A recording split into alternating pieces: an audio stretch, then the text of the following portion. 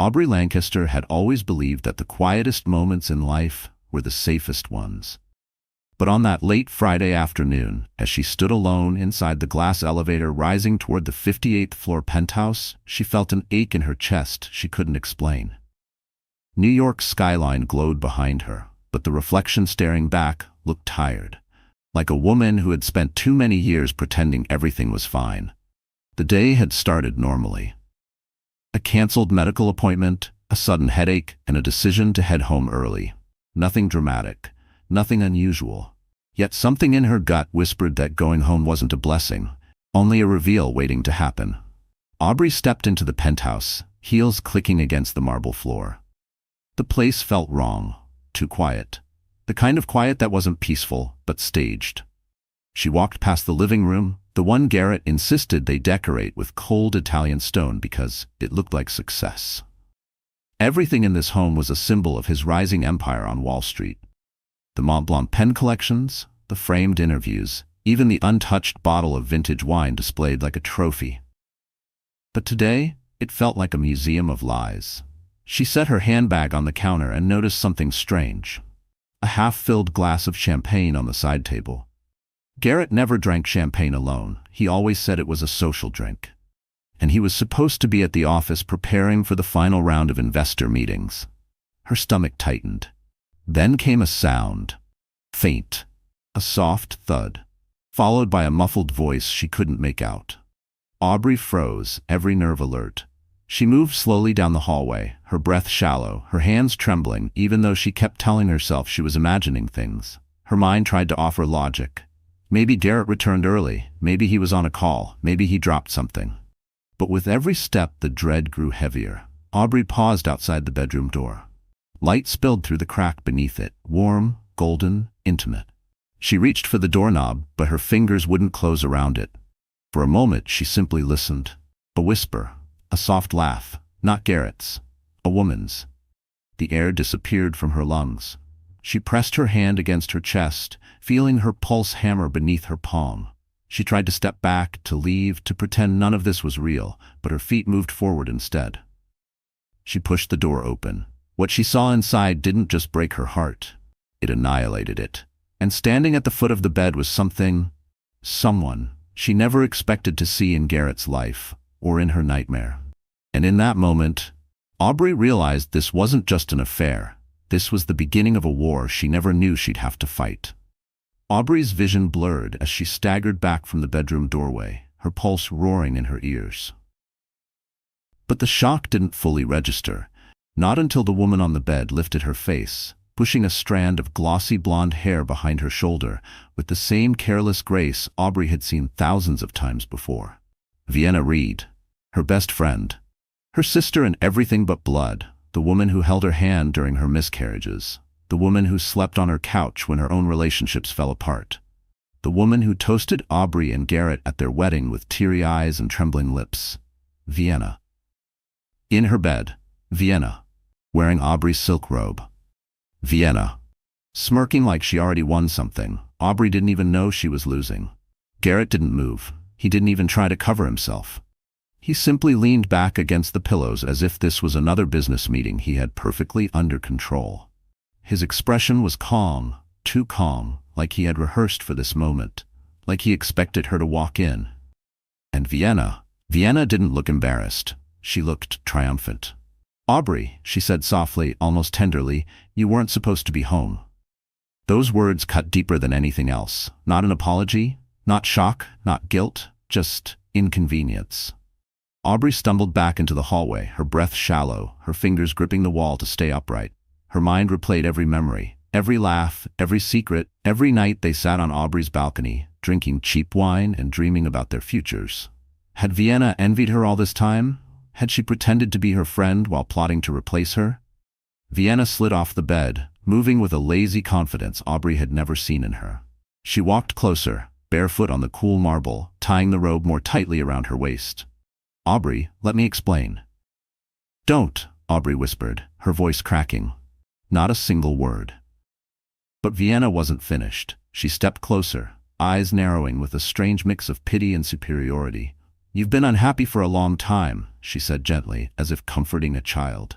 "Garrett needs someone who understands the world he's in now. Someone who isn't afraid of power. You disappeared, Aubrey. You let the marriage run on autopilot." Aubrey's jaw trembled. Was this real? Was her best friend blaming her for being betrayed? Garrett finally spoke, his tone cold and efficient. "Aubrey, go cool off somewhere. When you're thinking clearly, we'll talk about how to settle this without ruining both our lives." Settle. He was talking about their marriage like it was a contract that expired. Aubrey swallowed hard, fighting the dizziness pressing against her skull. She turned toward the door, but Vienna's voice followed her. "You'll thank us someday." This was inevitable. That sentence nearly brought Aubrey to her knees. Because it wasn't just betrayal. It was betrayal planned, calculated, discussed, mutual. Her heart cracked open with a silent scream. She grabbed her handbag, her coat, whatever dignity she had left, and walked out of the penthouse without looking back. The elevator ride down felt endless. Her reflection in the mirrored walls looked like a ghost, pale, hollow, breaking. By the time the doors slid open onto the lobby, her tears had dried into tight, burning lines on her face. But as she stepped onto the marble floor, something caught her eye. The doorman looked nervous. Too nervous. He watched her as if he knew something she didn't. And just before she pushed through the glass doors onto the street, he whispered, "Mrs. Lancaster, there was someone else upstairs before you came. Someone who didn't want to be seen." Aubrey froze. And in that instant, she realized Vienna might not be the only person Garrett was hiding from her, or the worst.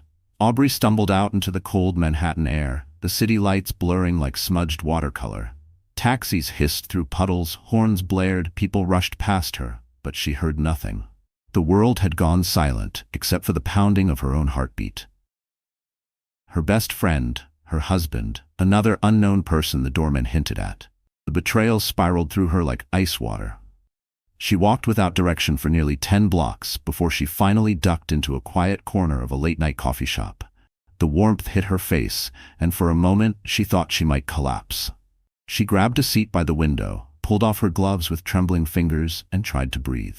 She replayed the doorman's words. "Someone else was upstairs before you came. Someone who didn't want to be seen." Someone else. Why? Why would someone sneak into her penthouse before Vienna? A chill rippled through her. Was Garrett involved in something darker than infidelity? A barista gently set a hot cup of chamomile tea in front of her. Aubrey blinked in confusion. I didn't order anything." The barista nodded toward the counter. "He said you looked like you needed it." But there was no he in sight. Whoever had paid was already gone. Another crack in a night full of cracks. Aubrey pressed her palms to her eyes, trying to force back the rising panic. She needed clarity. She needed logic. She needed something familiar, something safe. Instinctively, she pulled out her phone and opened her call history. Garrett had called her 4 times earlier that afternoon, but she hadn't answered because she was at the clinic. Before those calls, though, one name she hadn't seen in years appeared on her recent list. Logan Hayes, her former mentor, her old boss from Chicago, a man she respected deeply but hadn't spoken to in ages. She didn't remember calling him. She didn't remember missing a call either. But the timestamp aligned almost exactly with the moment she had stepped into the clinic. Why would Logan call her after all these years? And why today of all days? Her fear began to twist into suspicion. She reached into her purse to grab a tissue, and her hand brushed something cold and metallic at the bottom. She froze. Slowly, she pulled out a tiny black USB drive she had never seen before. There was no label, no explanation, but it was sitting in her bag, placed there by someone. Her breath hitched. Someone had been planning something long before she walked into that bedroom. She stared at the USB resting in her palm. It felt like a key, a clue, or a threat. But she couldn't process it. Not yet. Instead, memories began to rush back. Subtle behaviors she'd dismissed, cracks she once ignored. Garrett's sudden business trips, unexplained withdrawals hidden under operational expenses. Vienna's interest in Garrett's company, masked as friendly curiosity. The strange visitor last month who claimed to be a financial consultant but didn't show a badge. The night Garrett came home smelling of someone else's perfume, and Vienna said she spilled some on him by accident. during a hug. The lies threaded through her mind like toxic vines. She looked up at the empty coffee shop, then back down at the USB. Her fingers trembled as she slipped it into her coat pocket. Aubrey finally whispered to herself, this wasn't just an affair, it was a setup. Her marriage wasn't collapsing, it had been collapsing for a long time. She had simply refused to see the fractures running beneath the surface. But now, the glass penthouse of her life had shattered completely. And somewhere behind all these cracks, something far more dangerous than betrayal was waiting for her. The next morning, after a night of broken sleep in a cheap midtown hotel, Aubrey woke with the kind of heaviness that made her wonder if her lungs had forgotten how to breathe. Her eyes were swollen, her throat raw, and her heart numb. It wasn't pain anymore. It was a hollow space where everything familiar used to live. She stared at the unfamiliar ceiling for a long moment before forcing herself upright. Last night replayed in her mind in flashes. The champagne glass, the silk robe, Vienna's cruel calmness, Garrett's rehearsed coldness, the doorman's frightened whisper, and the USB now sitting in her coat pocket like a burning coal. Aubrey needed answers, but she needed clarity first. She showered quickly, threw on jeans and a sweater, and stepped out into the cold morning air. The city was already awake. Delivery trucks, honking taxis, early commuters. New York didn't care whose life had fallen apart overnight. It simply kept moving. Aubrey forced herself to move too. Her first destination was the clinic. She hadn't planned to return, but something told her that yesterday's canceled appointment wasn't the coincidence she thought it was. Inside, the nurse recognized her immediately. "Oh, honey, I'm so glad you're back. We called you twice yesterday. Your appointment was canceled because the doctor had an emergency, but your test results did come in. He asked to speak to you personally." Test results. Aubrey's stomach clenched. She tried to steady her voice. "Are they bad?" The nurse glanced toward the doctor's office, hesitating.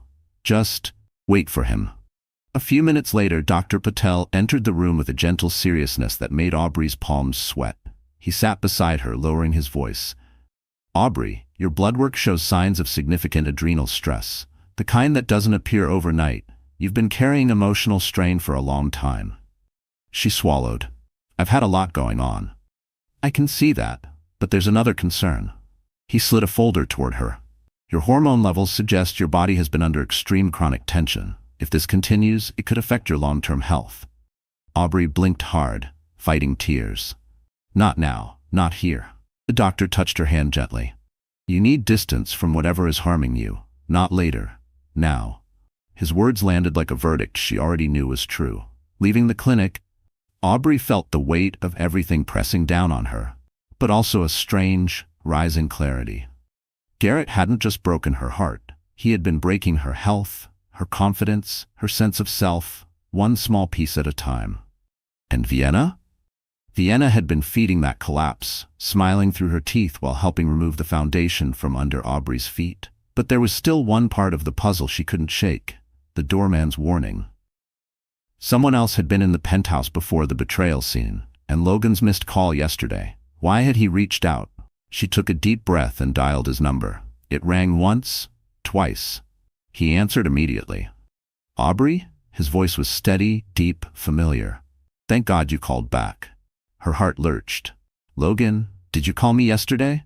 "Yes, I've been trying to warn you about something involving Garrett. It's urgent." Her knees weakened. "What do you mean? What does Garrett have to do with you?" There was a long pause, long enough to raise every hair on her arms. "Aubrey," Logan finally said, voice low, "Garrett is not who you think he is, and the person the doorman saw, that wasn't Vienna." Aubrey gripped the phone tighter, the world narrowing to a single terrifying moment. "Then who was it?" she whispered. Logan exhaled shakily.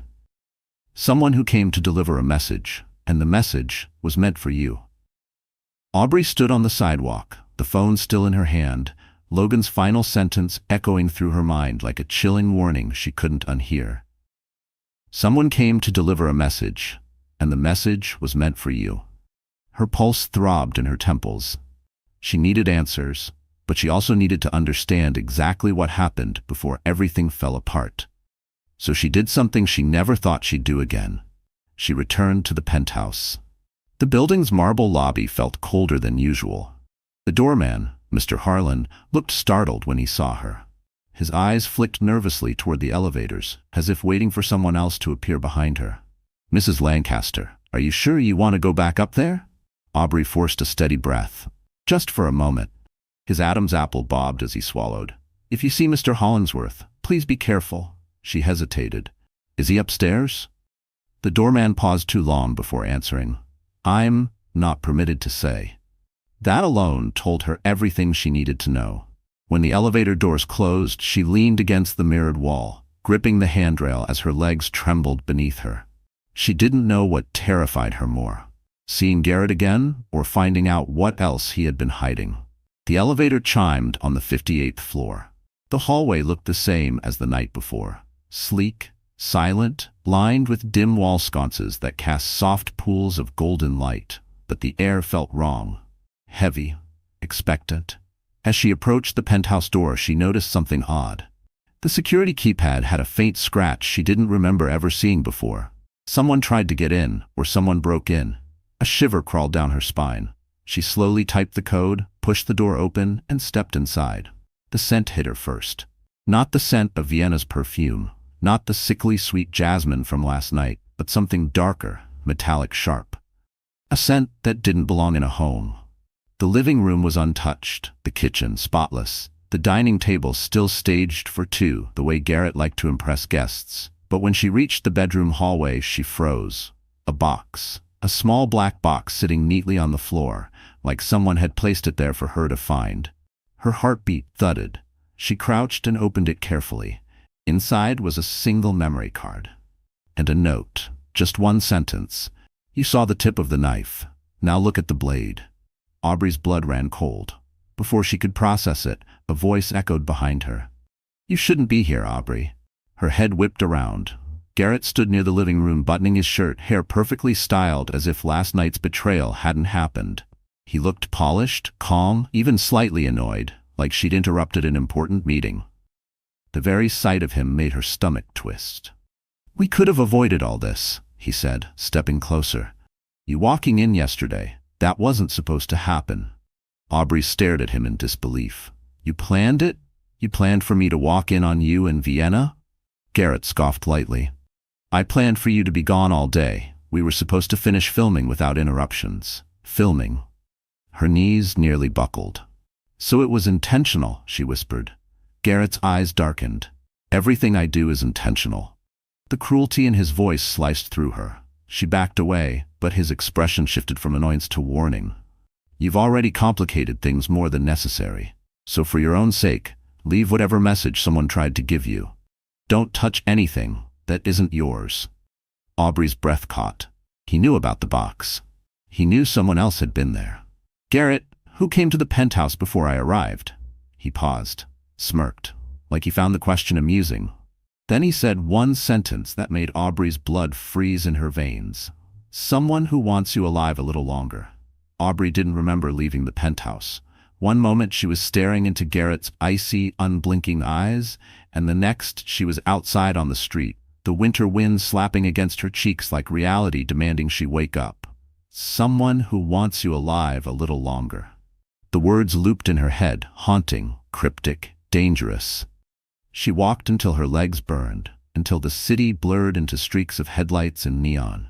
She didn't stop until she reached the stone steps of St. Clair's Church, a place she used to pass on her way to work years ago. She sank down on the steps, burying her face in her hands. Her entire world had detonated in 24 hours. Her marriage, her best friend, her health, her safety. Even her memories felt unreliable now. For years, she had convinced herself she was happy, content with Garrett's perfectionist obsessions, his cold silences, his business trips that never aligned with his calendar. She told herself stress made him distant. She told herself Vienna was just too friendly by nature. She told herself she was overthinking things. But last night proved everything she ignored had bloomed into a nightmare behind her back.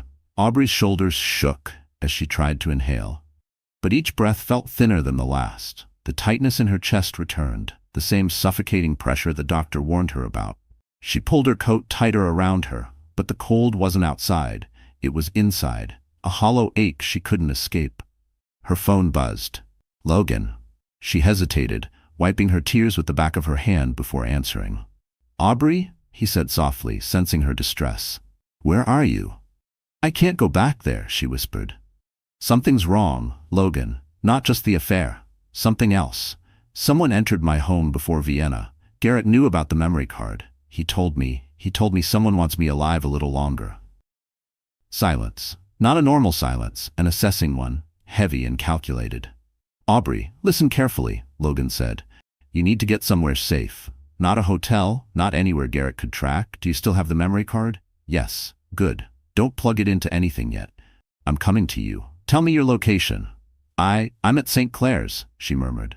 I'll be there in 15 minutes. Stay visible. Don't go anywhere shadowed or isolated. And Aubrey, don't talk to anyone. The urgency in his voice tore through her fog. 15 minutes. She just had to hold on for 15 minutes. But the moment she lowered the phone, her vision started to blur again. Not from tears this time, but from exhaustion. The adrenaline was wearing off, leaving her body shaking, drained, unsteady. She leaned back against the cold stone wall of the church, closing her eyes. And memories began to surface. Memories she had buried. Like the time she found Garrett burning documents in the fireplace at 2 a.m. The night Vienna accidentally deleted Aubrey's email archive. The anonymous letter last year warning her to ask what your husband hides at the office. The unexplained scratch on Garrett's wrist he claimed was from a cabinet.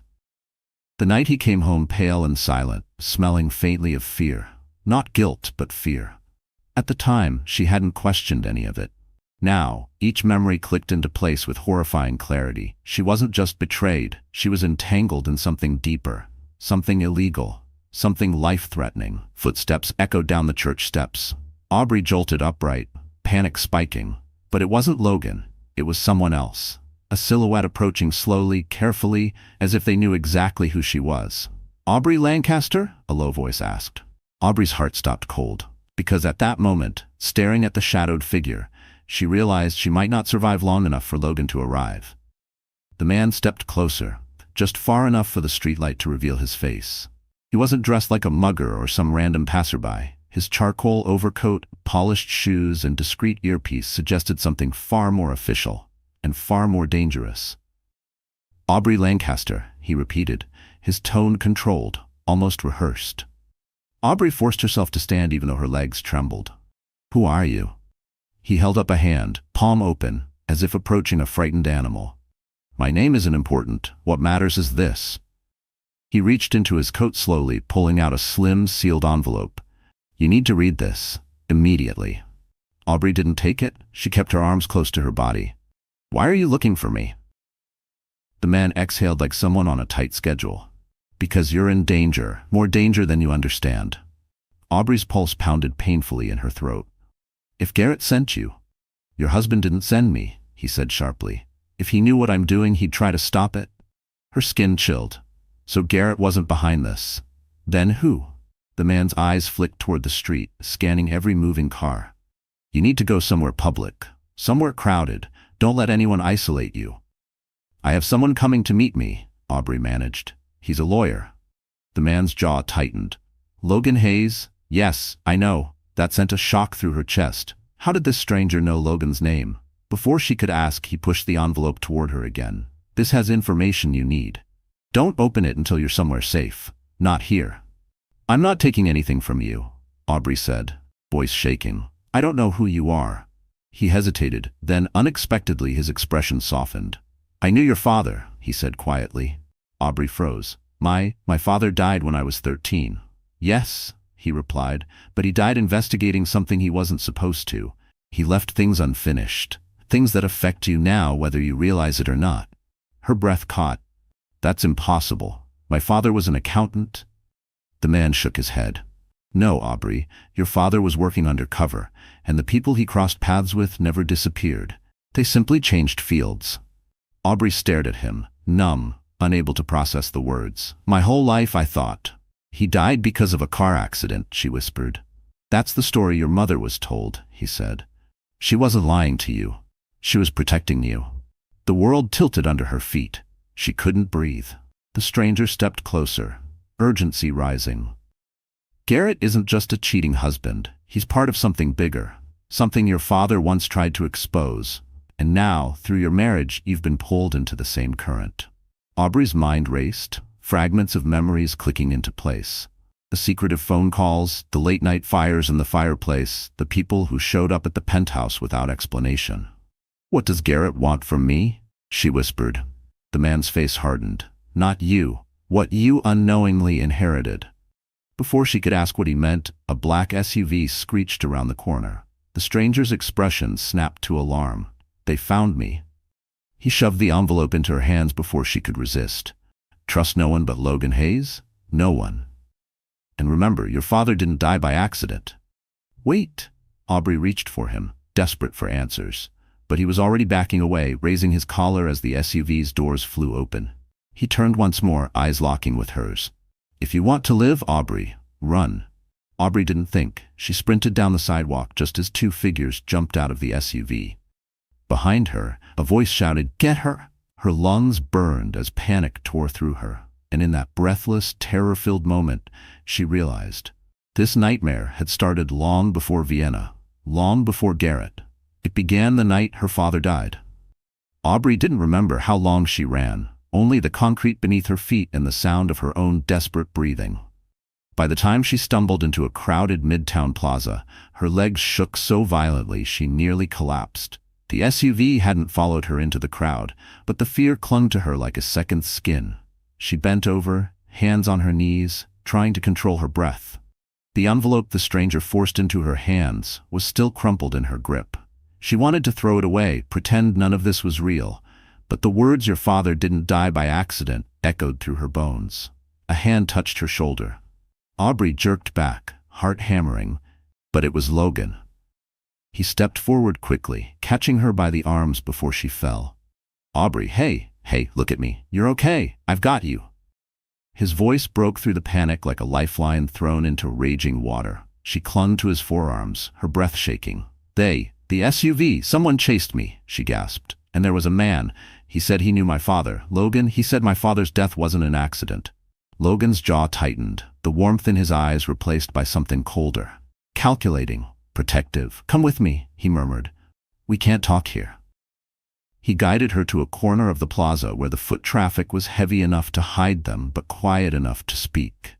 Aubrey collapsed onto a bench, Logan sitting in front of her, blocking her from view of the street.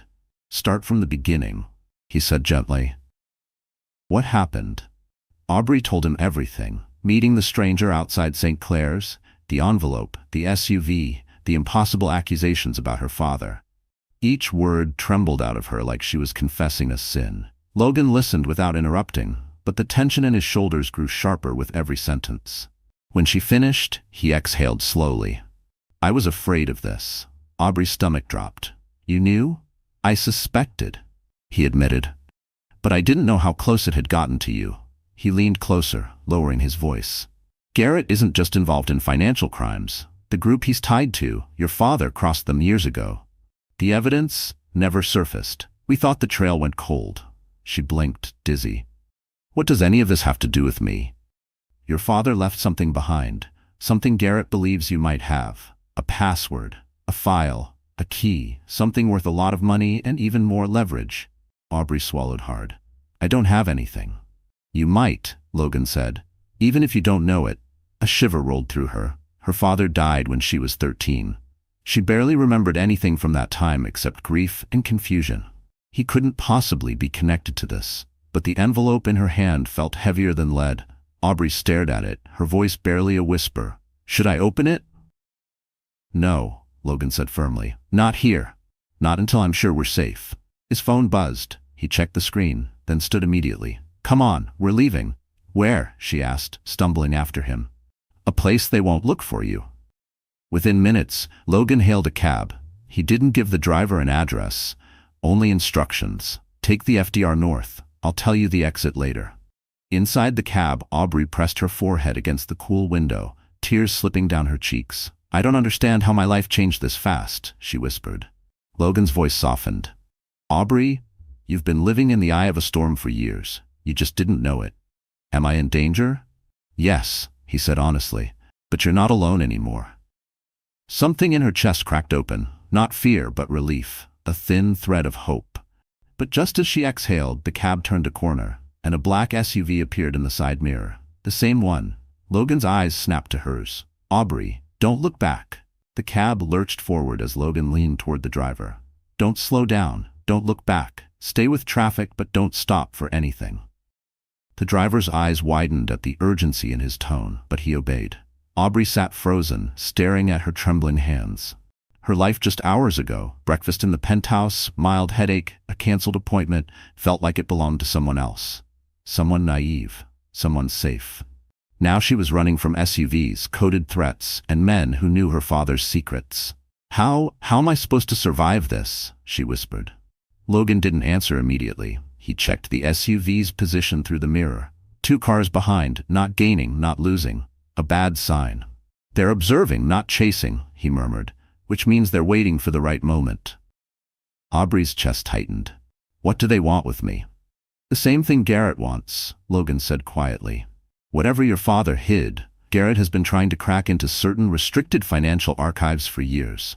But every attempt fails because it requires a security key your father created." "My father wasn't a hacker." "No," Logan agreed. "He was smarter. He was an accountant who saw too much and encrypted what he found. Garrett believes you either inherited access or know where the decryption is hidden." Aubrey shook her head slowly. "That's insane." "Is it?" Logan asked gently. "You found a memory card in your penthouse. A stranger delivered an envelope. Garrett staged a fake affair recording. Vienna was involved. Everything points to a larger plan." The words hit her like slow, sharp needles. "Garrett used Vienna," Aubrey realized. "Used my best friend to distract me." Logan's jaw clenched. "Garrett uses everyone, Aubrey. He's built an entire empire on manipulation and fear. Behind those Wall Street interviews and charity photo ops, he's drowning." Aubrey blinked. "Drowning?" Logan nodded. "Financial investigations, hidden losses, illegal trades disguised as algorithm errors. If this goes public, Garrett loses everything, his company, his freedom. That's why he needs leverage." "And I'm the leverage," she whispered. "You're the key," Logan corrected. The cab swerved onto an exit ramp. Aubrey held her breath until the SUV disappeared from the mirror. Relief washed through her, but it was thin, brief, like a match in the dark. Logan finally leaned back, his expression softening. "We're going somewhere private, somewhere he wouldn't think to look. A friend's brownstone." Aubrey wiped her face. "I can't believe Garrett could do this. I thought he just didn't love me anymore. I thought I wasn't enough." Logan turned to her fully, his voice firm. "Aubrey, listen to me. Garrett didn't cheat because you weren't enough. He cheated because you were becoming too aware, too questioning, too close to finding what he hid." The realization landed like a blow. She wasn't abandoned. She was silenced. Tears spilled down her cheeks, the quiet kind that didn't burn but somehow hurt more. Logan reached out slowly, giving her time to pull away. She didn't, his hand wrapped gently around hers, steady, warm, grounding. The first kindness she'd felt in days. "You're not alone," he repeated. Aubrey swallowed hard. "I don't know if I'm strong enough for this." "You are," Logan said. "I've seen you fight before. You just don't remember what you're capable of." The cab pulled into a quiet residential street lined with brownstones, far from the noise of Manhattan's towers. Logan paid the driver, ushered her out, and guided her to a warm light glowing behind stained glass windows. But just as they reached the steps, a vibration buzzed in Aubrey's pocket. Her phone. A message from an unknown number. "You can run, Aubrey, but you're already too late." Aubrey's breath caught. Logan's face turned to stone, because attached to the message was a photo of her penthouse bedroom. From an angle no one had access to. Someone had been inside again. Someone watching. Someone waiting. And beneath the photo was a final sentence that made Aubrey's blood turn ice. "You should have opened the envelope." Rain began to fall. Thin at first, then heavier, soaking the quiet street as Aubrey and Logan rushed up the brownstone steps. Logan knocked once. The door opened immediately, revealing a woman in her early 50s with silver-streaked hair and intelligent eyes. "Come in," she said without hesitation. "You're safe here." Aubrey didn't know her, but Logan greeted her by name. "Claire, thank you. We won't stay long." Claire gave Aubrey a sympathetic nod. "You look like you haven't taken a full breath in days. Sit, both of you."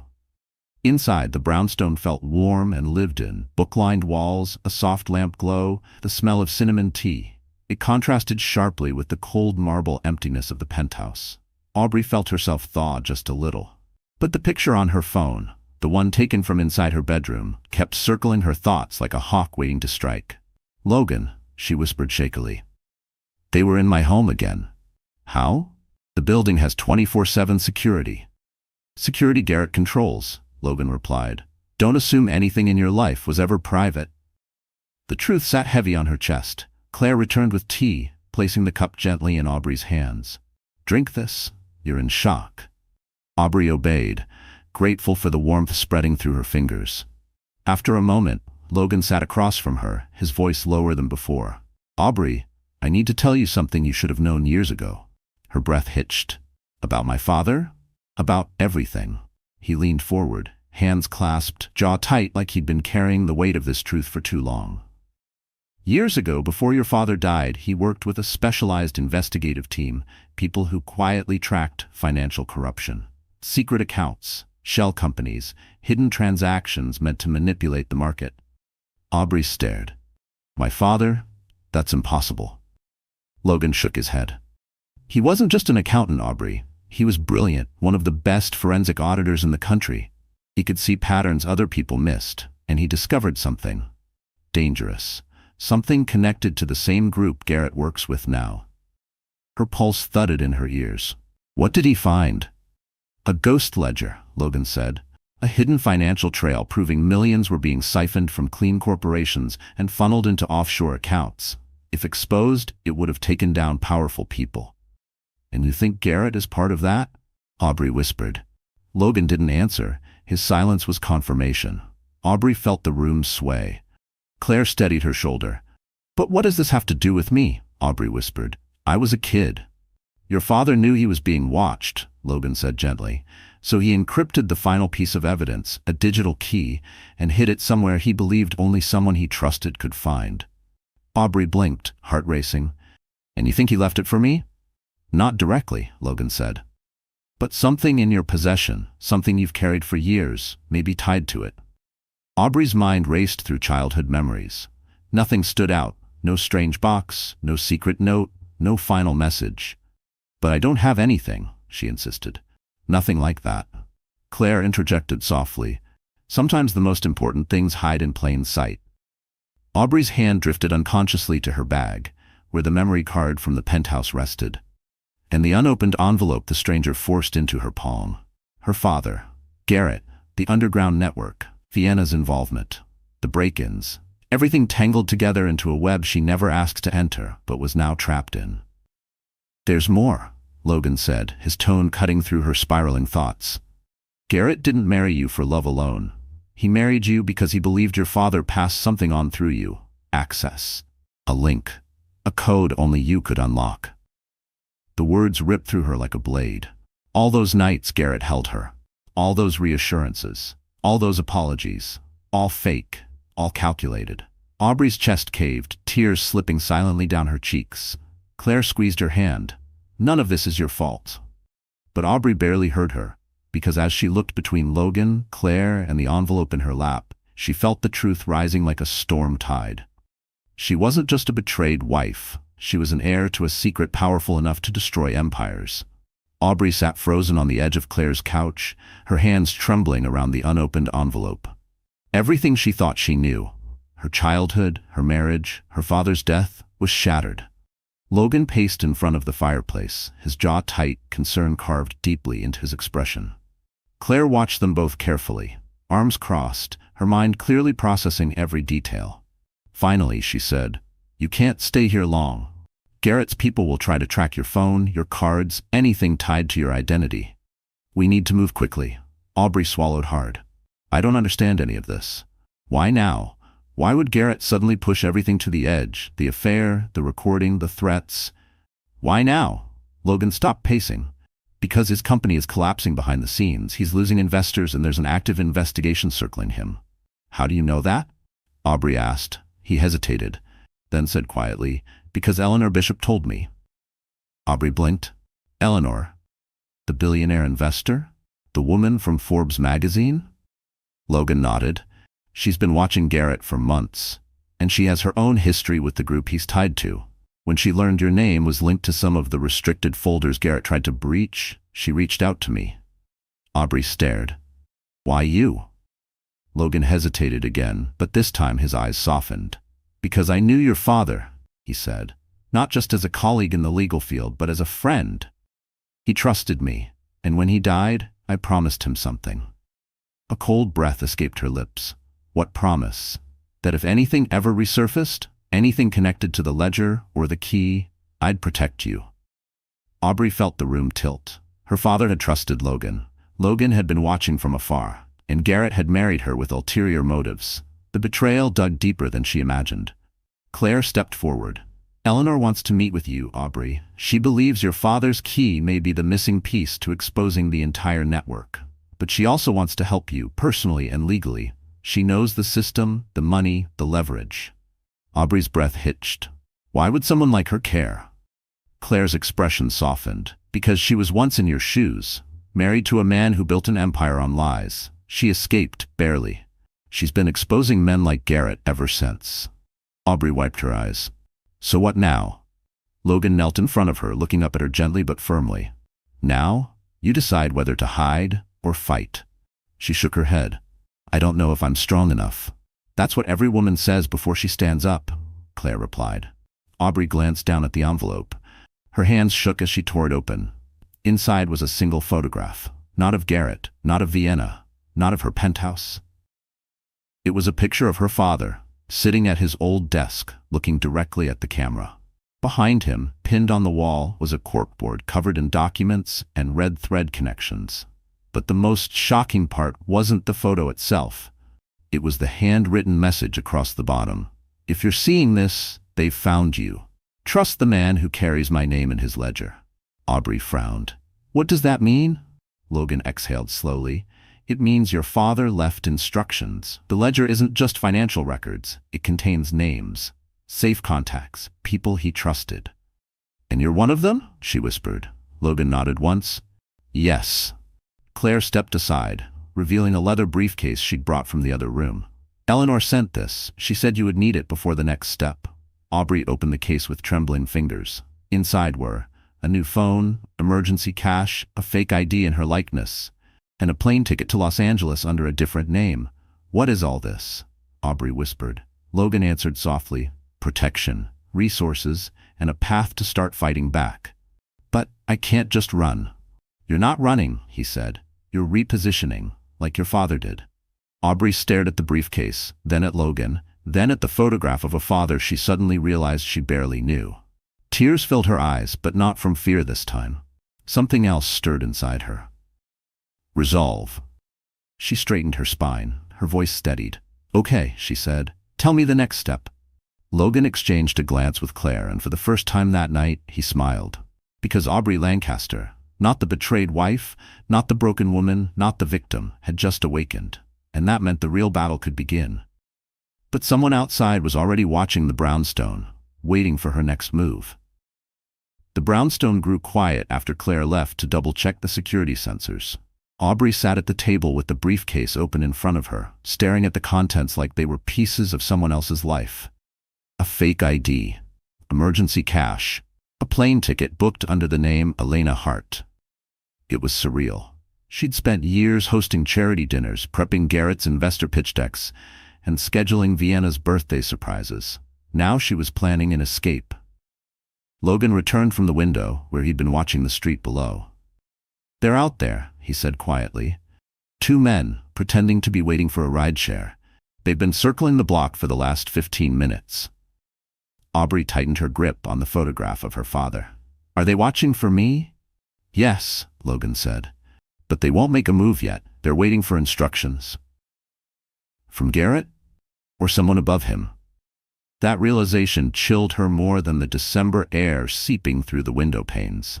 Logan sat across from her. His voice softened, but the tension in his posture never relaxed. We don't have much time. If those men report seeing you with me, Garrett will know you found a connection. We need to gather everything we can before we move. Aubrey swallowed hard. Gather what? Evidence, Logan said. your father's encrypted trail, Garrett's financial crimes, Vienna's involvement, the memory card from your penthouse, and whatever is inside that envelope. Aubrey reached into her coat pocket and pulled out the small memory card, the one she found in the black box outside her bedroom. She placed it between them on the table. Logan didn't touch it. Not yet. It could be booby-trapped with malware or tracking software. Aubrey inhaled shakily. This feels unreal. 48 hours ago, the biggest stress in my life was whether Garrett would make it home for dinner. Now I'm being hunted. Logan leaned forward, his eyes gentle. You've been hunted for a long time, Aubrey. You just didn't know it. That truth landed heavy, like a stone dropping into dark water. She wiped a tear from her cheek. What about Vienna? Was she part of this too? Or just Garrett's toy? Logan's expression hardened. Vienna is deeper than you think. She's been funneling information to Garrett for months. Access to your emails, your schedule, your health appointments. She even monitored your location when you traveled. Aubrey's stomach twisted. Her best friend, her confidant, her betrayer. How could I not see it? She whispered. Because you're a good person, Logan said simply. People like Vienna weaponize kindness. They hide their envy behind affection. Aubrey pressed her palms together to stop them from shaking. I want to fight back, Logan, but I don't know how. You will, he said, and I'll teach you. Step by step. He reached into the briefcase and pulled out a slim laptop with a clean operating system. Let's start with the basics. We're going to reconstruct your digital history. Everything you've emailed, filed, or archived might hold clues about your father. Aubrey hesitated. I haven't looked at anything from my childhood in years. Then it's time. He booted up the laptop. Claire returned, locking the front door behind her. Street's clear for now, she said. But we don't have more than an hour. Logan nodded and turned the screen toward Aubrey. Start by logging into your old email, the one you made in high school. A chill ran through her. I haven't used that account in 15 years. Exactly, Logan said, which means nobody else thought to look there. Aubrey typed slowly, the password coming back to her like an echo from another life. When the inbox opened, thousands of unread messages flooded the screen. Then she saw it. A single unread message pinned at the top, dated 1 week before her father died. The subject line made her throat close. If anything happens to me, open this. Aubrey's hands flew to her mouth as tears welled in her eyes. Logan whispered, Aubrey? Click it. Her finger hovered over the mouse. But before she could open the message, Claire's voice burst from the living room. Logan? Aubrey? Move! They found the back entrance. Aubrey's heart seized. The men were already inside the building. Claire's shout sliced through the brownstone like a blade. Aubrey leapt to her feet, the laptop sliding off her knees. Logan reacted instantly. He grabbed her wrist and pulled her behind him, moving toward the back hallway. Claire, stall them, Logan called out. I'll do more than stall them, Claire muttered, grabbing a metal baton from behind the bookshelf like she'd done this before. A loud crash erupted from the first floor. Another. Then the unmistakable thud of boots. Aubrey's heart pounded so violently she could feel it in her teeth. Logan, what do they want? She whispered. Not you, he said. What you're carrying. He meant the memory card, the envelope, the email, the digital key hidden in her father's last message. They wanted it all. Logan shoved open a narrow service door tucked behind a wooden panel. This way. Aubrey followed, her breath shallow as they slipped into a dark stairwell. She could hear the invaders storming through the living room upstairs, furniture scraping, Claire shouting, heavy footsteps pounding. Aubrey's legs trembled, but she forced herself to keep moving. Down the stairs, around the corner, past pipes that groaned with the winter chill. Logan finally stopped at a metal door leading into an alley. I'll go first, he whispered. Stay right behind me. He pushed the door open an inch and peered outside. Then, go, now. Aubrey dashed after him. The alley was narrow, slick with rain, and half lit by a flickering street lamp. Logan grabbed her hand and pulled her toward the main road. Behind them, the brownstone door slammed open. There, a male voice. Then another. Get the girl. Aubrey's pulse exploded. She and Logan sprinted down the alley, turning sharply as headlights surged toward them. A black SUV. Another one. Logan, there's no way out. Yes, there is. Jump. He pulled her off the sidewalk just as the SUV roared past, missing them by inches. They tumbled into a lower service entrance near a laundromat. The steel grate clanged behind them as Logan slammed it shut. Darkness swallowed them. Aubrey trembled violently, her breath fogging in the cold underground air. This is insane," she whispered. "I can't live like this. I can't run forever." Logan cupped her shoulders, steadying her. His voice was firm but gentle. "Aubrey, this ends soon. And when it ends, Garrett and everyone tied to him will fall. But we need to follow through with your legal steps." "Legal?" she choked. "I'm barely staying alive. That's why we need to hit him from both sides, legally and in the shadows. Tomorrow morning, you're filing for divorce." Aubrey froze. "I thought we were running." "We are," Logan said. "But we're not running from the law, we're using it. Garrett expects fear, he expects chaos, he expects you broken." Aubrey swallowed. "So what do we do?" Logan reached into his coat and pulled out a thick folder. "This," he said, "is everything Eleanor Bishop has gathered on Garrett Hollingsworth. Fraud, laundering, illegal trades, enough to bury him. But we need to trigger the legal process before he destroys evidence." Aubrey took the folder with shaking hands. "You want me to confront him in court?" "Yes," Logan said. "A public divorce hearing. Garrett won't be able to hide. Judges, clerks, lawyers, too many eyes. He can't touch you there." Aubrey blinked, tears burning her eyes. "I never wanted revenge. I just wanted a life." "I know," he said softly, "but he chose war. Now we choose justice." She exhaled shakily. "What if I fall apart?" "You won't," Logan said. "You're your father's daughter." Thunder rumbled above them. The storm had thickened, mirroring the chaos around them. Footsteps echoed again, closer this time. Logan grabbed her hand. "Time to move." Aubrey tucked the folder against her chest, her father's photograph still inside her coat. "Logan, what if they catch us?" He looked at her, eyes steady. "Then we fight harder." A crash sounded above. The men were forcing open the grate. Aubrey gasped. Logan pulled her down another tunnel, voice low. "Stay close. The next turn decides everything."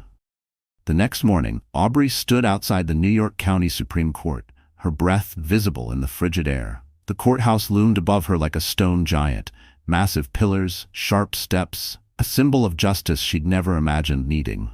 She wrapped her coat tighter around herself, not just from the cold, but from the weight of what she was about to do. "Remember," Logan murmured beside her, "public space, cameras everywhere. They won't try anything here." Aubrey nodded, though her legs felt unsteady. She clutched the folder Eleanor had prepared. Evidence, financial records, screenshots, witness statements.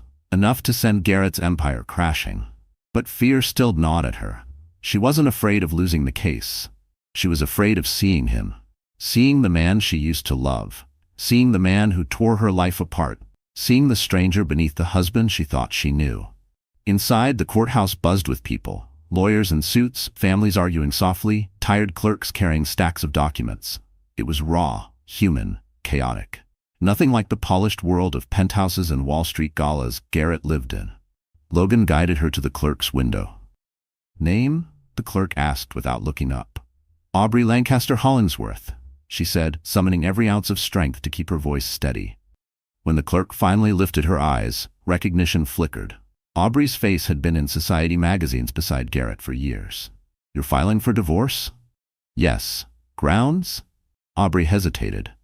The list was long. Infidelity, manipulation, financial deception, conspiracy, emotional cruelty. But she uttered only one word: betrayal. The clerk nodded slowly, stamped the form, and slid it back to her. "Good luck, Mrs. Hollingsworth." Aubrey swallowed the bitterness rising in her throat. "It's Miss Lancaster." Logan placed a supportive hand on her back, guiding her toward the security checkpoint. "You did it," he whispered. "That was the hardest part." She almost believed him. Almost. They stepped into the main rotunda, and that's when she heard it, her name. "Aubrey?" Her blood iced over. Garrett stood at the entrance to the rotunda, perfectly groomed, perfectly composed, perfectly monstrous. His smile was warm, false warmth dripping like poison. He walked toward her with the calm confidence of a man who believed the world bowed to him. "What are you doing here, love?" he asked softly, as if they were sharing a private joke. "You should have called. Running to court is so dramatic." Aubrey stiffened. "Don't call me that." He chuckled under his breath. "Still emotional, I see." Logan stepped between them. "She's not alone anymore, Garrett.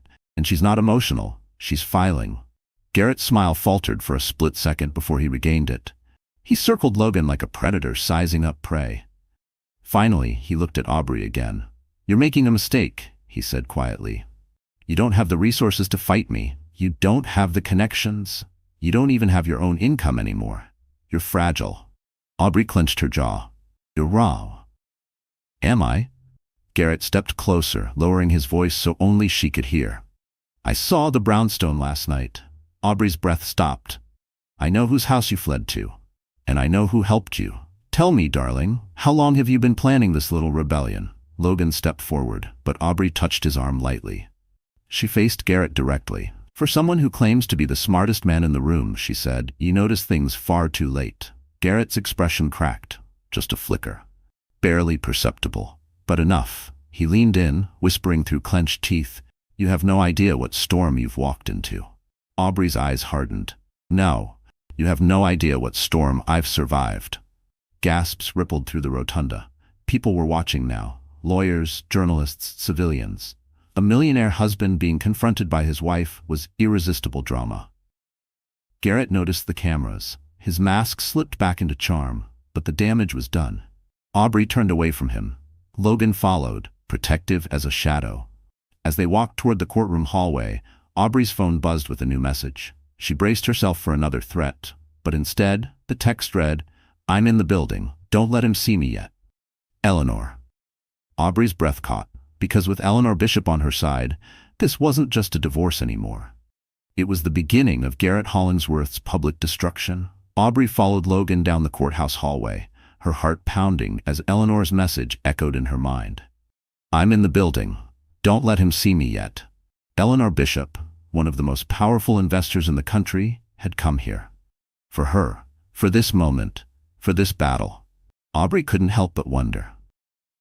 What exactly did Eleanor know about Garrett that she hadn't yet shared? They stopped in a quiet waiting room. Logan shut the door behind them and lowered the blinds.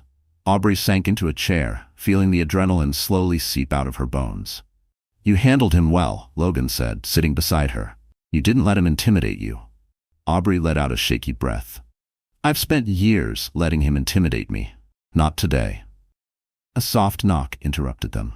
Logan tensed, but a moment later, the door opened, and Eleanor Bishop stepped inside.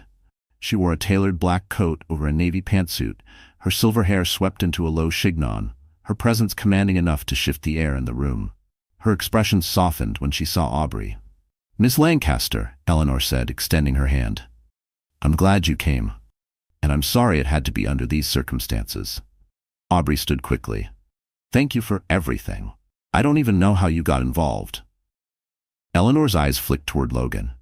"I've been watching Garrett Hollingsworth for a long time. Men like him climb fast, burn bright, and destroy everything around them when they fall. I refused to invest in his company because I recognized his type instantly." She took a seat, crossing her legs. "When I learned about the connection to your father, I knew things were about to get worse." Aubrey swallowed. "My father, what did you know about him?" Eleanor nodded slowly, as if choosing each word carefully. "Your father worked with a network of forensic analysts, quietly, invisibly. He was brilliant, and he died too suddenly, too conveniently, in the middle of uncovering something that threatened powerful people." Aubrey felt her throat tighten. "Then why didn't anyone say anything? Why didn't anyone tell us?" "Because the people your father investigated don't leave trails," Eleanor said, "but they leave widows and orphans." A chill moved down Aubrey's spine. Logan leaned forward. "Eleanor, tell her what you told me." Eleanor's sharp eyes met Aubrey's. "You are in danger, but you are also holding the weapon Garrett fears most. Your father's digital key would expose every illegal transfer, every rigged investment, every hidden offshore account connected to his network." Aubrey's heart raced. "But I don't have anything." Eleanor smiled faintly. "You do. You just haven't unlocked it yet." Aubrey reached into her bag and pulled out the envelope, the memory card, and the printed email she hadn't been able to open. Eleanor's gaze sharpened. "Those pieces were placed in your path because someone knew your father's work would resurface, and they knew Garrett would come after it." "And Vienna?" Aubrey whispered. "Was she part of all this too?" Eleanor's lips curved in a cold, knowing smirk. Vienna Reed sold information about you for designer handbags and proximity to power. A cheap price for a friend's betrayal. Aubrey felt her eyes burn again, but this time from anger, not heartbreak. So what do we do now? She asked. Eleanor leaned back, her tone turning strategic. We hid him publicly. Garrett thrives in secrecy. His reputation is his currency. A single crack in that facade, especially during his upcoming gala appearance, will send investors running. Aubrey's breath caught. The Beverly Hills Charity Gala? Yes, Eleanor said. It's the perfect battleground. Logan added, every major investor, journalist, and CEO will be there. If we reveal the first piece of evidence publicly, Garrett won't survive it. Aubrey's pulse picked up. You mean, expose him? At the gala? Eleanor's eyes glinted. Expose him, ruin him, and free yourself once and for all. Aubrey hesitated. But what about the men chasing me? What about the people after this key? Eleanor placed a reassuring hand over hers. You'll have protection and leverage. Fear is only a weapon if you let it silence you. Aubrey inhaled slowly. No more silence. No more shrinking. No more being Garrett's collateral. She lifted her chin. Then tell me, she said, voice steady. What's the plan? Eleanor smiled, the kind of smile that promised war. First, she said, we gather everything he tried to hide. Then we take it all to Beverly Hills. The next 48 hours moved like a storm. Fast, disorienting, and relentless. Aubrey barely recognized her own reflection anymore. Not just because of exhaustion or fear or heartbreak, but because something inside her had begun to shift. She wasn't the quiet, compliant wife Garrett controlled. She wasn't the desperate friend clinging to Vienna's false affection. She was becoming someone else. Someone she hadn't allowed herself to be in years. And Eleanor saw it. Sit, Eleanor instructed as they entered a private suite inside a discreet styling studio off Fifth Avenue. We need to prepare you for the gala. But before the hair and makeup, we prepare the woman. Aubrey lowered into the velvet chair. I don't know if clothes and lipstick can fix this. Eleanor arched an eyebrow. We're not fixing anything. We're revealing who you were before Garrett dimmed your light. The words struck Aubrey deeply. Eleanor opened a garment bag and pulled out a gown the color of midnight. Simple, elegant, powerful. The kind of dress that didn't seek attention, but commanded it. This isn't about beauty, Eleanor said. It's about presence. Stylists swept in, soft hands, gentle movements, murmured instructions. They pinned her hair into a subtle cascading wave, curated makeup that emphasized her eyes rather than masked them, and chose jewelry that was understated but rich. Nothing screamed wealth. Nothing screamed fragility. It whispered quiet authority. For the first time in years, Aubrey felt like she was putting on armor. Logan appeared at the doorway, leaning on the frame, watching her transformation with a soft, unreadable expression. You look strong. Aubrey met his gaze in the mirror. I don't feel strong. You don't have to feel it, he said. You just have to be it. Strength is a choice first. She exhaled shakily. And fear? Fear is the tax you pay for becoming someone new. Aubrey looked at herself again. Not the hair, not the dress, not the makeup, the eyes. There was a flicker she hadn't seen in her reflection since she was a child. Curiosity, bravery, a spark of rebellion she had buried to survive Garrett's emotional manipulation. For years she adjusted, compromised, softened herself into silence to not provoke him. Now? The silence was dead. She had killed it herself. Eleanor returned with a small leather pouch. This, she said, you keep on you at all times. Aubrey opened it. Inside were a burner phone, a tiny encrypted USB drive, a list of contacts, each name handwritten, and a small metal token shaped like a falcon. She frowned. What's this? Your father's symbol, Eleanor said. His private insignia. Anyone who truly worked with him will recognize it. The weight of the token settled like gravity against Aubrey's palm. My father wasn't just an accountant, she whispered. He was something else. A truth seeker, Eleanor said. And now, so are you. Before Aubrey could respond, her phone buzzed. It was a location pin from Claire.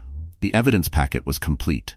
Everything they needed to destroy Garrett. Financial trails, fake invoices, encrypted transfers, hidden offshore accounts, was compiled and ready for the Beverly Hills Gala. Aubrey's pulse flickered. This could ruin him, she whispered. It will, Logan corrected. But only if you walk into that ballroom not as his broken wife, but as the woman he underestimated. Aubrey stood, smoothing the gown over her hips. She felt different, taller, steadier. Not because of the dress, but because of the mission. "You're sure he won't see it coming?" she asked. Eleanor smiled, a razor-sharp, victorious smile. "Garrett sees many things," she said, "but he has never in his entire life seen you." Aubrey held the Falcon token one more time before slipping it into her clutch. She wasn't running anymore. She wasn't hiding. She wasn't shrinking to fit inside Garrett's shadow. She was stepping into the light on her terms. But as she headed toward the elevator, Logan caught her wrist gently. "Aubrey, one more thing." She turned. His voice dropped, serious, almost fearful. "Whatever happens at that gala, don't leave my side, not even for a second." The black Mercedes eased through the illuminated driveway of the Beverly Regent Hotel, the epicenter of wealth, ego, and high society theatrics. Aubrey watched the glittering building rise before them. Golden chandeliers, paparazzi flashes, gowns that shimmered like liquid metal. Beverly Hills in December always felt like a stage built for the richest sins. But tonight, this stage belonged to her. The moment the car stopped, Logan stepped out first, scanning the surroundings with a soldier's alertness. When he opened Aubrey's door, she emerged in the midnight gown Eleanor had chosen, strong, regal, untouchable. The camera flashes immediately turned toward her. Reporters froze, some whispered, a few gasped. Aubrey Lancaster, missing wife of millionaire Garrett Hollingsworth, had entered the battlefield. "Don't look overwhelmed," Logan murmured, offering his arm. "They feed on fear." She steadied herself and took his arm. "I'm not afraid of them." "Good," he said. "Save your fear for what happens after we walk inside." Aubrey didn't ask what he meant. She could feel the electricity humming through the air. Something was coming. Something big. Inside the grand ballroom, hundreds of elites mingled beneath crystal chandeliers. Laughter, clinking glasses, soft music, an atmosphere of luxury masking the sharp scent of ambition.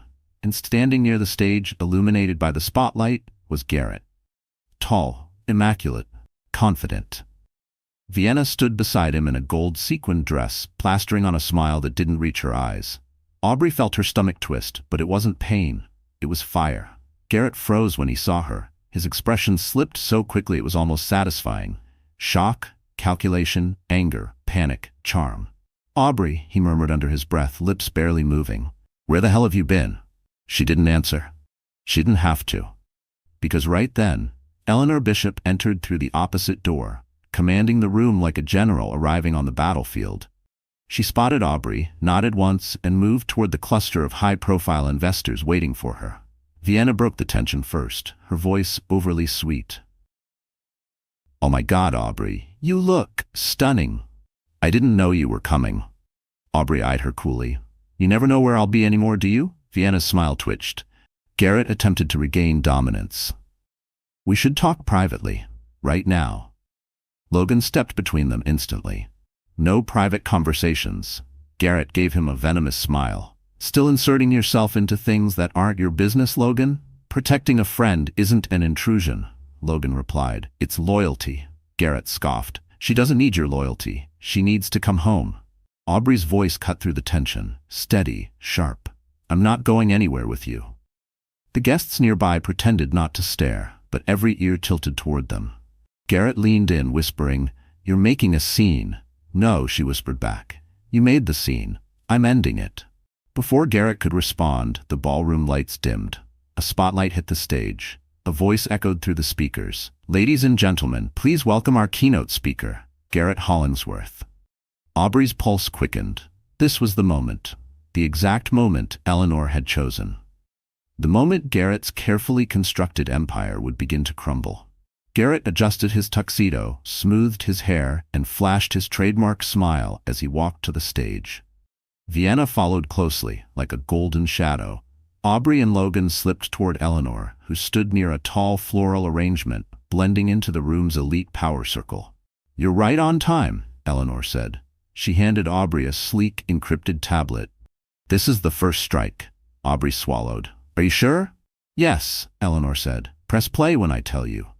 Garrett reached the podium. The room hushed. Investors leaned forward. Cameras flashed. He began speaking, polished, confident, spinning a narrative of success and growth, lies wrapped in charm. Eleanor nodded. "Aubrey," she whispered, "now." Aubrey tapped the screen. The tablet connected to the ballroom's central projector. The lights flickered. The music cut. The giant screen behind Garrett blinked, then displayed the first encrypted file from her father's archive. Illegal transfers, offshore accounts, Garrett's forged signatures, Vienna's involvement. Gasps erupted. People rose from their chairs, phones shot up, whispers stormed through the room like a tidal wave. Garrett turned, eyes widening with horror. He had lost control. In front of the world. His gaze snapped back to Aubrey. Rage, desperation, terror blending into something feral. "Aubrey," he shouted across the ballroom. "What have you done?" Aubrey lifted her chin, her voice calm and clear.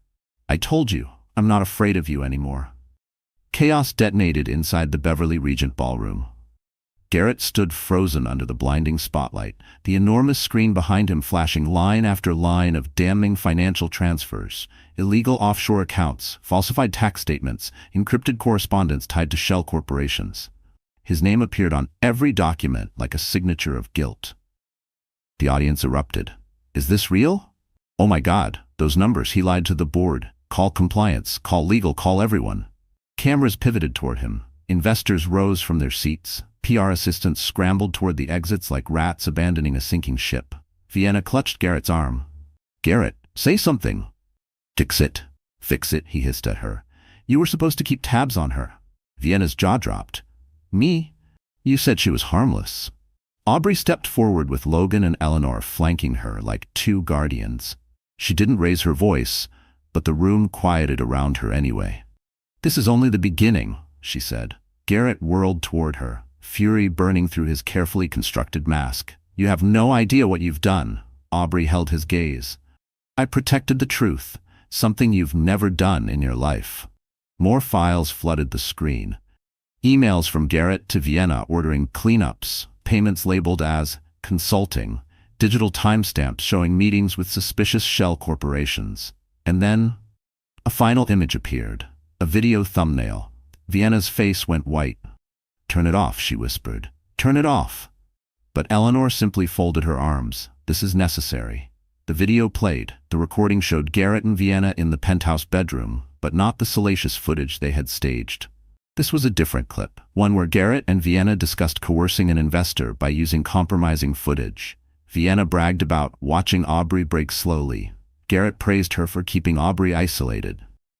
The room gasped. Vienna covered her mouth in horror. This was her downfall too. I didn't know this would get out." She stammered. "Garrett, you said." Garrett shoved her away. "Shut up. You're the reason this is happening." Vienna stumbled, heels scraping against the marble floor. She looked around at the crowd, people she once charmed, flirted with, impressed. Their faces had turned cold, disgusted. "Please," she whispered. "Someone believe me." No one did. For the first time in her life, Vienna Reed was invisible. Logan stepped forward. "Security is on its way." "Garrett, you're done." Garrett pointed at Logan, spittle flying. You think you can destroy me? You've always been jealous." "This isn't jealousy," Logan said calmly. "It's justice." Garrett lunged, but security guards grabbed him instantly. He thrashed like a trapped animal, screaming Aubrey's name, calling her every insult he could form. But his words had no power anymore. Not here. Not in the light. Aubrey approached slowly, trembling but unbroken. Garrett's eyes locked onto hers, wild, desperate, furious. "You think you've won?" he snarled. "You're nothing without me. Nothing." Aubrey's voice came out steady as stone. "I was nothing with you. That's the difference." Gasps rippled again. Garrett roared in rage, trying to break free from the guards. "I'll bury you. Eleanor lifted her phone. "Actually, you won't." She pressed a button. Within seconds, dozens of journalists' phones chimed simultaneously. Eleanor had just released the files publicly. Garrett's face drained of color. His empire wasn't just collapsing, it was gone. Security dragged him out of the ballroom as camera flashes lit the air like lightning. Vienna sank to the floor, mascara streaking down her cheeks. "Aubrey, please," she begged. "I can help you. I know things." Aubrey looked down at her, a woman who once pretended to be her sister, a woman who stabbed her in the heart. "You helped him ruin lives," Aubrey said softly. "Now face the cost." Vienna reached out for her ankle, but Aubrey stepped back. Logan placed a hand on Aubrey's back, grounding her. "It's over," he whispered. Aubrey glanced toward the stage, where Garrett had stood moments earlier as king of the room. Now, he was gone, his throne shattered. his kingdom in ruins. And for the first time in years, Aubrey breathed freely. The ballroom slowly emptied as the scandal washed through Beverly Hills like a tidal wave. Reporters hurried outside to broadcast the fall of Garrett Hollingsworth. Investors whispered frantically into phones, and guests slipped out with wide eyes and shaken expressions. But Aubrey remained still in the center of the chaos, her hands trembling as the adrenaline ebbed. Logan stepped beside her. "You did it." Aubrey's lips parted, but no words came out. She felt weightless, hollow, stunned. Was this what victory felt like? A strange, aching emptiness where pain used to live? Eleanor approached, her heels clicking softly against the marble. "You handled yourself with incredible grace," she said. "Your father would be proud." The mention of her father hit Aubrey with a wave of quiet grief.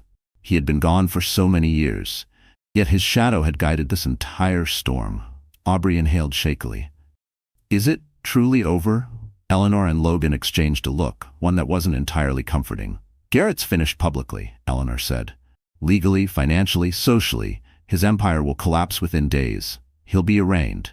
There are too many witnesses, too many files, too much proof." Aubrey exhaled, relief spreading through her slowly. But Logan's expression stayed tense. "Aubrey," he said gently, "Garrett wasn't the only one in that network. He was a cog in a much larger machine. Some of the people he worked with, they won't be happy." Fear pricked her skin again. "Are you saying I'm still in danger?" "Not the same danger," Logan replied. "But there are people who may want to know how much you inherited from your father." Eleanor stepped closer, placing a reassuring hand on Aubrey's arm. "You're under my protection now," she said firmly. "And I don't lose people." The warmth of the promise soothed some of Aubrey's worry, but as they guided her toward a quieter corner of the ballroom, Aubrey noticed something odd. A man in a gray suit standing near the exit, watching her intently. Not with anger, not with recognition, but with purpose. He didn't move, he didn't speak, he simply observed. "Logan," she whispered, nodding subtly. "Who is that?" Logan followed her gaze, his entire body tensed. "He wasn't at the gala earlier." Eleanor narrowed her eyes. "Security?" "No," Logan said. "He looks federal." The man in the gray suit gave a tiny nod, as if he could hear them, then disappeared into the crowd. A chill slid down Aubrey's spine. Eleanor placed a calm hand on her shoulder. "We expected this. When one empire falls, others grow curious." Aubrey pressed a hand to her forehead. "I just wanted to expose Garrett. I didn't want to open some hidden war." "You didn't open anything," Eleanor said. "Your father did. You're just finishing it." Before Aubrey could respond, Vienna's voice rose shakily from across the room. "Aubrey, please." Vienna was still on the floor, mascara smeared, her dress torn slightly where she'd fallen. Her desperation was palpable, vibrating through the air. Aubrey walked toward her, slowly, cautiously. Vienna reached for her hand. "I'm sorry," she sobbed. "Garrett used me. I didn't know." Aubrey pulled her hand back, not cruelly, but with finality. "You knew," Aubrey said softly. "You always knew." Vienna's face crumpled. "You were my friend," Aubrey continued, voice trembling. "You were supposed to protect me, and instead you sold my pain to the highest bidder." Vienna shook her head, crying harder. "Please, please don't let this be the end of me." Aubrey swallowed. She felt pity, yes, but forgiveness? Forgiveness was a river Vienna had burned the bridge to. "This is where I let you go," Aubrey said quietly, and she walked away. Vienna collapsed into uncontrollable sobs. No one comforted her. No one helped her. The glittering world she adored was already shutting its doors in her face. Logan placed a comforting hand at Aubrey's back as she returned to him. "You handled that with dignity." Aubrey nodded, eyes burning. "I didn't want to destroy her. I just wanted her to feel what she made me feel." Before Logan could answer, Eleanor handed Aubrey her clutch. "We leave now. The next steps require caution, not an audience." Aubrey turned one last time toward the ballroom, the place where Garrett's empire died and her future began. For the first time in years, she felt the possibility of peace. But she also sensed something else, a subtle shift in the air, a storm gathering in the distance. Because the man in the gray suit hadn't left the hotel. He was waiting, and he was waiting for her. The night wind along the Beverly Regent driveway felt different, lighter somehow, as if the universe itself had exhaled alongside Aubrey. The gala behind her was still roaring with chaos, reporters chasing every angle of Garrett's downfall, investors scrambling, Vienna lost in a whirlwind of disgrace. But Aubrey walked out calm. Not because everything was fixed, but because, for the first time in years, her life finally belonged to her. Logan guided her toward the waiting car. Eleanor followed, speaking quietly into her phone, issuing instructions with surgical precision. As Aubrey reached the steps, the man in the gray suit stepped forward. He didn't rush. He didn't threaten. He simply existed in her path like a question she wasn't ready to answer. "Miss Lancaster," he said, his voice calm, smooth, and unmistakably authoritative. "A moment, please." Logan instantly moved in front of Aubrey. "If you have questions, go through legal channels." The man lifted a badge slightly, not enough for cameras to catch, but enough for them to see.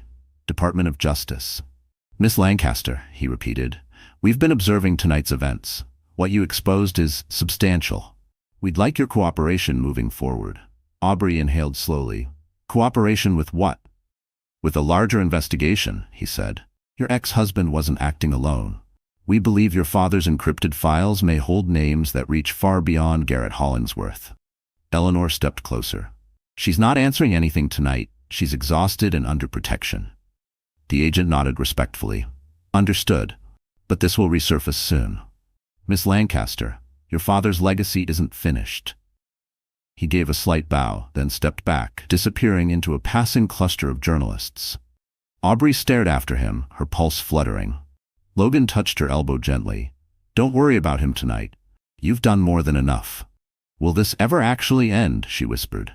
"Yes," Logan said, "because now you have power, and people who won't let you drown."